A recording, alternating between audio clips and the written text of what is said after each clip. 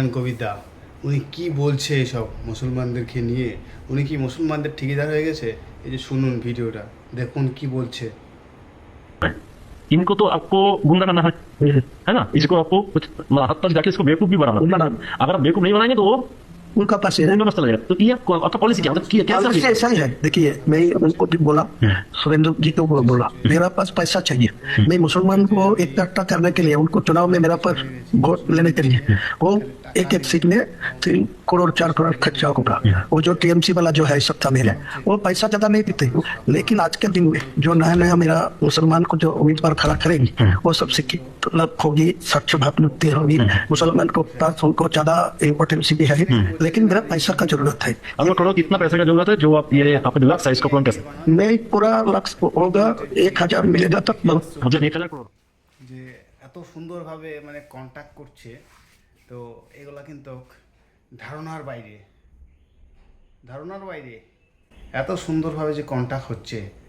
তো এই যে বাবরি মসজিদের নামে মানুষ কয়েক কোটি কোটি টাকা, আরে আমি নিজে দিয়েছি পয়সা, আমি নিজে পয়সা দিয়েছি।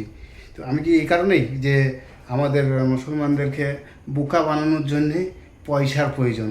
আরে ভাই, ওই মসজিদ বানানোর লেগে আমরাই তো টাকা দিয়েছি, আমরা মসজিদ বানানোর লেগে টাকা দিয়েছি। এবং তুমি বলছো নাকি আমাদেরকে মুসলমানদেরকে টুপি আবার নতুন করে টুপি পরানোর জন্যে টাকার প্রয়োজন।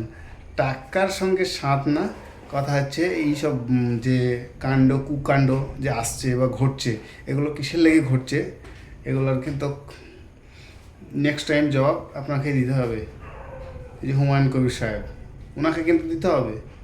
কারণ ওনার নামে যে মিথ্যা গজব যদি কেউ ছড়িয়ে থাকে বা ফেক কোনো ভিডিও হয়ে থাকে এই ভিডিওটা, তো ওনাকেই তো এগুলো দিতে হবে, কৈফিয়ত তো ওনাকেই দিতে হবে। আমরা এখন যেটা শুনছি সেটা তো আমরা বলবোই অবশ্যই। আমরা তো মানে নিউজটা আমরা করিনি, ওনাকে নিয়ে একটি নিউজ হয়েছে, তাই সেই কথাটা আমরা বলছি।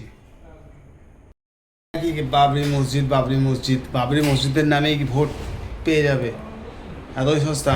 মানুষের মানে কোনো এডুকেশন অথবা হেলথের জন্যে যে ট্রিটমেন্ট এইসবগুলা কিছু নাই, খালি মসজিদ আর মসজিদ।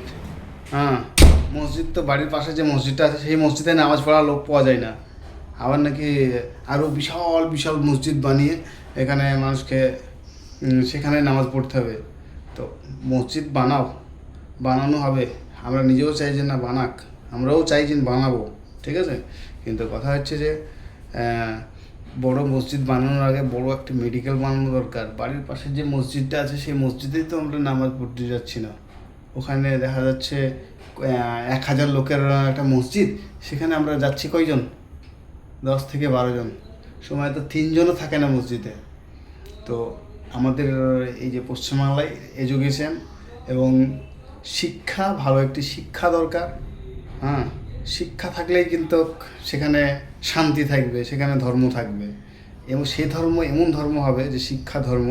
সেই ধর্ম কিন্তু কোনো এইসব যে মুসলমানদেরকে ইয়াইড করতে হবে, মুসলমানদেরকে হাতে করার জন্যে করার জন্যে যে পয়সা দরকার, হাজার হাজার কোটি টাকা দরকার, সেগুলা কিন্তু এই শিক্ষিত লোকরা কোনোদিনই বলবে না এইসব কথাগুলা।